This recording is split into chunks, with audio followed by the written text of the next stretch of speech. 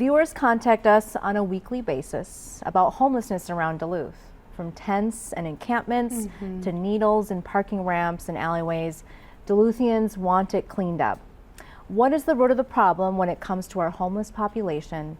What should be done to fix the problem? Well, it's a really big problem, right, for everybody. It doesn't feel good. So first, let's just start with acknowledging that having people housed is better and safer for everybody, the whole community, than having people unhoused. And so many people know that part of my previous work is a social worker with CHUM. And so I think often kind of would assume that I have some leniency around how we would view this issue, and I really don't. I have a very strong belief that getting people housed is the appropriate option. Encampments aren't. And so let's talk a little bit about what we're doing right now. At the City of Duluth, I have 18 staff people who meet 3 times a week with the county, with the city, with the state, to talk about where people are and how can we get people housed, right? Because that's the goal, is to not just move the problem, but get people housed. We're investing $600,000 with thanks to the City Council in coordinated crisis response, so that when people make a 911 call, if it doesn't involve police, we can send a nurse, we can send a social worker, we can send a mental health worker.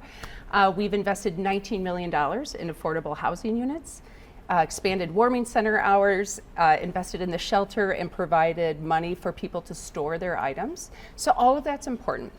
What we need to do is continue to push for housing. And this is why relationships that I have with the governor, with Senators Klobuchar and Smith, are important, because a lot of the money we need to help solve this problem comes from these other places. I know that my opponent will likely speak about a regional mental health approach to how we work with people, because we know that people have chemical and mental health issues and we want to support them in a holistic way. But going backwards in time to when we permanently institutionalized people for behaviors that we just didn't like isn't the solution. It's not the solution.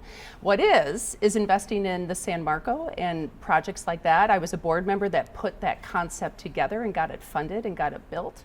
So we need to do 2 more of those, one for mental health, one for chemical health. And then with regards to downtown, we keep doing what we're up to. I convened a mayor's task force with 14 leaders from the downtown community. We have 24 of our 27 recommendations underway, including flipping office space into housing, including big investments and activation, and seeing a path forward that really revitalizes the whole downtown experience. Yeah, I mean, and that is a really important question, because it is something that you hear from one end of the community to the other. It's not just about a downtown issue. And really underlying that issue is an opioid and a fentanyl pandemic. And so we see here where we have both the benefit of being a regional center, but we also have the downside of being a regional center.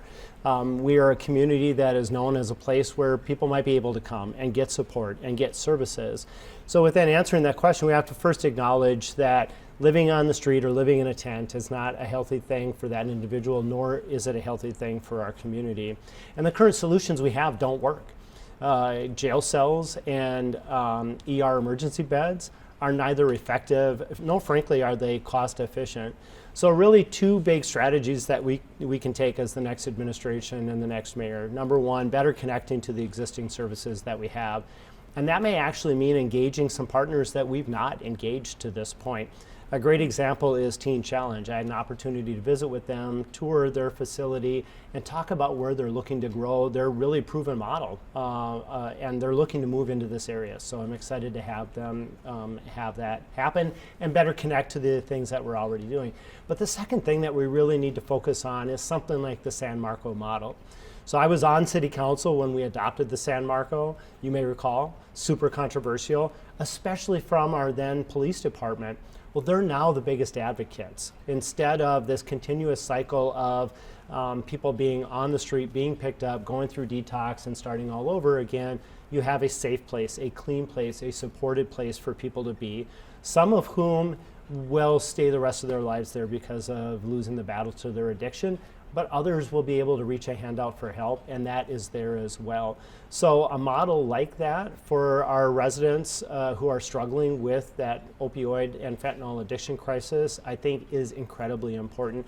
And then long term, the next mayor needs to be an advocate in St. Paul and with the state government to reestablish the regional treatment center. You know, back in the late 80s, early 90s, we took the regional treatment center away. What that means today is we don't have long-term care beds, and that's something we desperately need for folks to find recovery.